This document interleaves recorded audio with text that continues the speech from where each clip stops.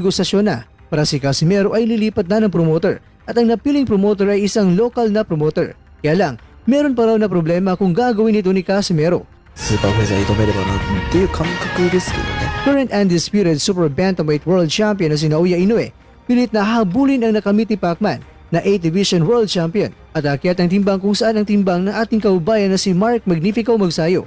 Ito po ang mga nilalaman ng ating kwentuhan. Kaya tara, kwentuhan na!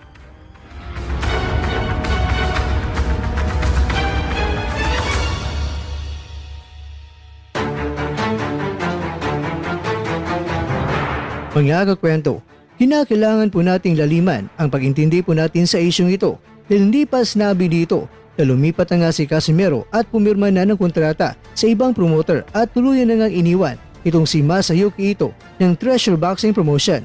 Ang pinagmula ng balita ay maaring nakalap ng sarili mo mismo o